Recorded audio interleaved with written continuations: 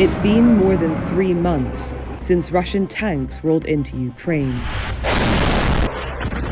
leveling parts of the country and disrupting the post-war world order in the process. It's the most shocking moment for global security since the end of the Cold War. From the risk to the global economy, to the looming nuclear threat, we ask our experts how the conflict has already changed the world and how its effects will be felt for years to come. The rest of our lives are quite likely to be shaped by the consequences of this war.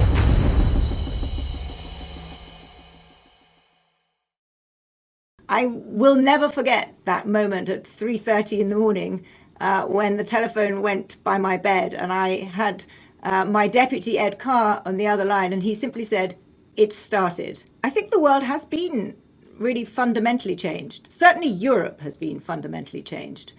From Europe's energy security, which has been transformed and is being transformed in a matter of months, to Europe's defence, which is again going to be completely transformed.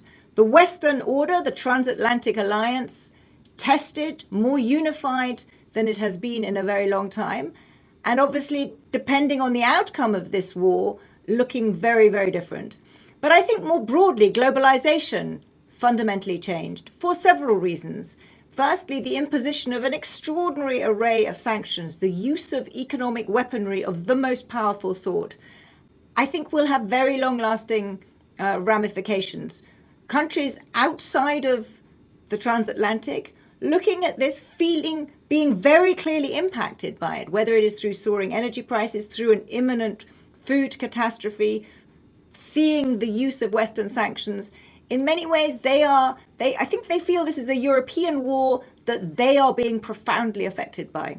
However, and I think this is a big however, it is worth remembering that outside the North Atlantic, so outside Europe and the United States, much of the rest of the world is not really on board. 2/3 of the world's people live in countries that are either neutral in this conflict or are in fact supporting Russia. And so the West is itself invigorated, but it has not yet made the case sufficiently to the rest of the world that the stakes here are stakes that matter for them. And I think that's really important. So the challenge, I think, will be for the West to match its own renewed sense of purpose and strength by convincing the rest of the world that they too have a stake in this and that a rules-based order is important across the world. Before the war in Ukraine, Russia's army was seen as powerful, capable, modernized. What we have seen in Ukraine points to the opposite. And that isn't just important for the war itself and Russia's struggles in Ukraine. This will also have long-lasting effects on the way that the world sees Russia. Russian military power, Russian political power, diplomatic power, all of it has taken a huge hit. Russia is coming out of this war significantly weakened. Its economy is in serious trouble. Its diplomacy looks fumbling and inept.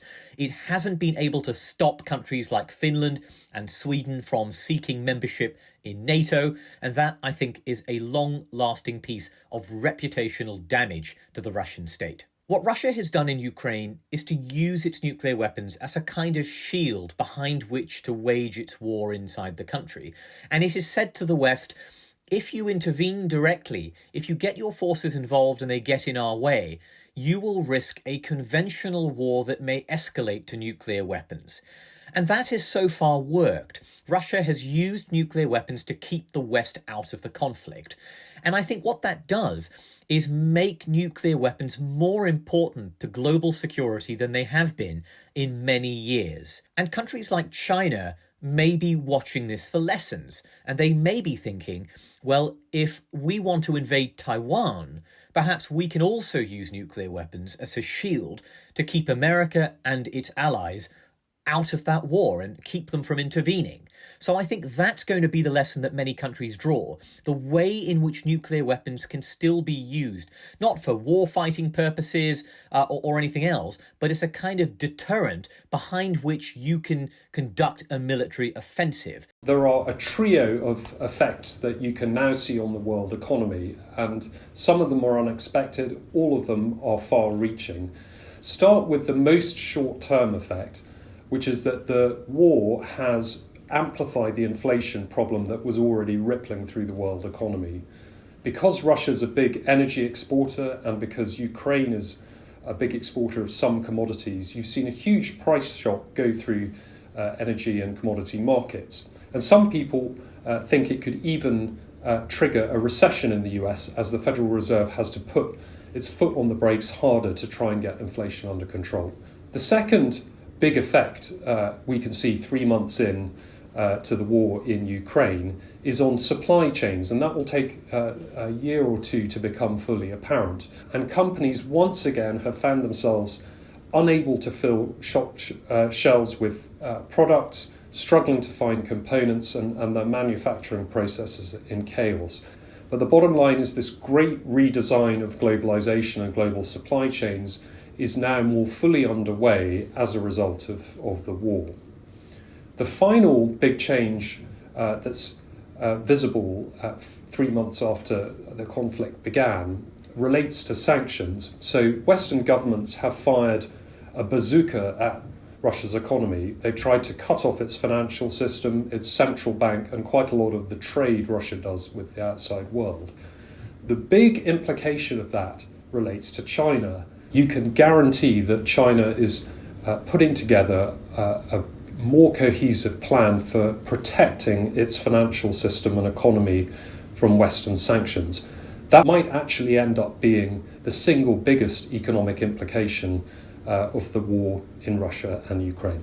Well, the world has changed absolutely in a fundamental way, and I don't think we are through this story at all. I think we're in the first part. Russia has changed dramatically in this 3 months. It would have been very hard to imagine 3 months ago that some of Russia's best and brightest would have fled the country, would have to flee the country in days after the invasion of Ukraine, that all independent media would be shut down in Russia. I think it made Russian regime much more brittle.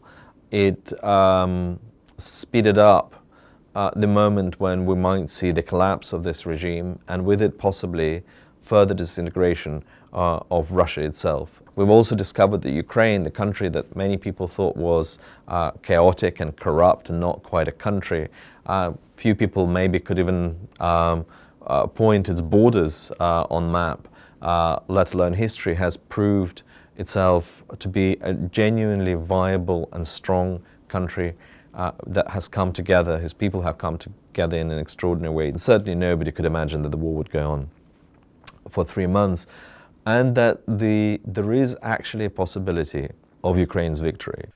Thank you for watching. For all our coverage on the war in Ukraine, please click on the link and don't forget to subscribe.